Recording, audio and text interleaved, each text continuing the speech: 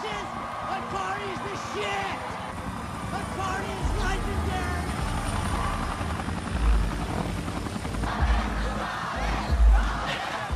Watch this. Watch what? Are you kidding me? Why, you bitches? Oh!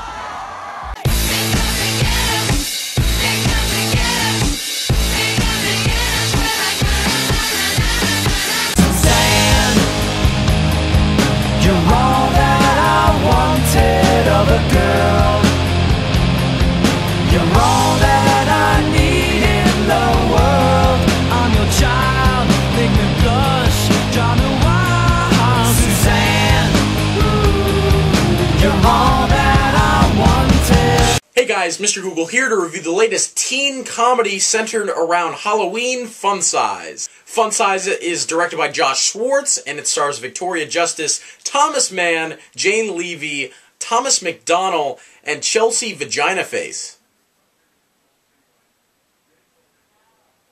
Was that clever? Now, I was really looking forward to Fun Size. I know, you guys are gonna laugh. There you go, laugh. Are you done? Good. Alright, I was really looking forward to Fun Size because I really love PG-13 teen comedies where, you know, really underrated PG-13 comedies like The Perfect Score and Can't Hardly Wait. Check those movies out. Those are awesome. Perfect Score is so underrated. And I think PG-13, teen comedies, they tend to, like, be a tiny bit more realistic and not, like, far-fetched like Project X, which I love, and, Superbad, and even though that was realistic, and, American Pie, those movies were absolute garbage, and College, the Superbad ripoff, which was complete garbage. I just really do love PG-13 teen movies if they're done right. I mean, of course, there's been shitty ones, but this one, I think, for the most part, does it extremely, well. I think this movie was a hell of a lot of fun. No pun intended about the fun part. As a really, good, Halloween teen comedy for all these teens, young preteens, tweens, people still use tween as a... Is that still slang? Tween? I don't hear people saying it as much. But, Fun Size was a hell of a lot of fun, and really, the one thing I can say, and you could probably take it as a flaw or as a positive, I don't know, the movie, I think, knows that its script is actually a hell of a lot better than the actual film itself, because the script, believe it or not, was on the 2010 Blacklist, which, if you don't know, is a list compiled of the best unproduced screenplays in Hollywood, and this was, on that list. It was voted on that list, and it is a very well-written script. These characters are very well fleshed out, and they're very human, very realistic characters. Victoria Justice, I was expecting not to, really think of her as a good actress, because I see her on Victorious, and in the trailer, I thought, oh, she's just playing the same exact character she does in that show, except she's not singing.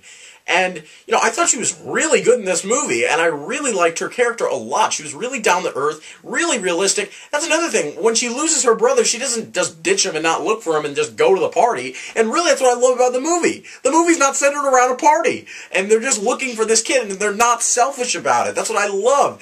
And, Jane Levy plays her best friend, and she's the worst thing about this movie.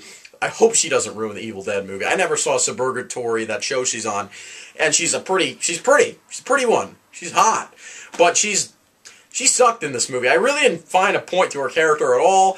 She was really not relevant after a while. She was just out of the movie for like 25 minutes in a row, and it just, wow, she was just really not funny at all, and really obnoxious for no reason. I didn't really find a good connection between her and Victoria Justice. Now, Chelsea Vagina Face Handler's in this movie, and I hate Chelsea Handler. You guys know I can't stand Chelsea Handler. Probably the biggest Chelsea Handler hater out there, even though it's going to be hard to say after what I'm about to say.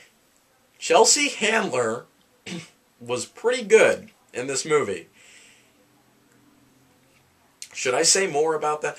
Well, yeah, because, there's times in this movie where Chelsea Handler, has her Chelsea Handler, I don't give a shit, I'm just going to say whatever the fuck I want, be obnoxious, like in a couple scenes. And other than that, I thought she did a decent job in this movie. I look at her and Victoria Justice, and I'm like, is Victoria Justice, like, adopted? I'm like, what the hell? And the little kid in this movie, he was actually really good up until, like, the very, very end. And there's this little thing that plays at the end credits, during the end credits, where you just go out of the theater for that. That wasn't good. I'll admit that. The guy who played the convenience store clerk, who sort of, like, befriends that dude, is really, really funny. Thomas Middleditch. This guy is hilarious in this movie. He's really, really funny. Thomas McDonald plays sort of like the cool jock. Well, not jock, like in this day and age, it's a musician that are considered cool now. And he's, you know, you're expecting that to be just a stupid stock character, but he's actually really, you know, cool in the little scenes he's in. Remember when he was in Prom, Thomas McDonald? Everyone kept saying, oh, that guy looks like Johnny Depp. The thing I found hysterical in this movie was that when they're dressing up in costumes, they get to him, and guess who he is? He's Jack Sparrow. I think that was hilarious. Maybe that's just me, but I thought that was really funny. And of course I have to talk about Thomas Mann, who's really becoming one of my favorite young actors today, because I see him in movies like It's Kind of a Funny Story and Project X, and now this. And especially in this, he plays a very, very human character. Going back to the human character elements of this movie and how naturalistic of an actor he is. He can be really funny. He's hilarious in some scenes where how he's just reacting off of, you know, crazy stuff that goes on in this movie.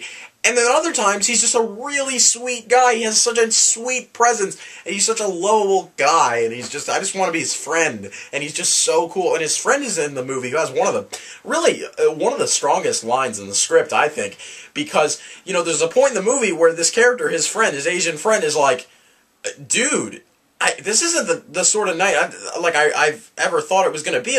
This isn't how I wanted it to be. And you really don't get to see that in movies like this, like the one-night movies. And I really like that about it. And yeah, the movie can be really hilarious at times. There was quite a few scenes where I laughed out loud. And since I was the only guy in the theater, I was like, that was funny. Because I could say shit like that. I could jerk off in the theater and no one could know.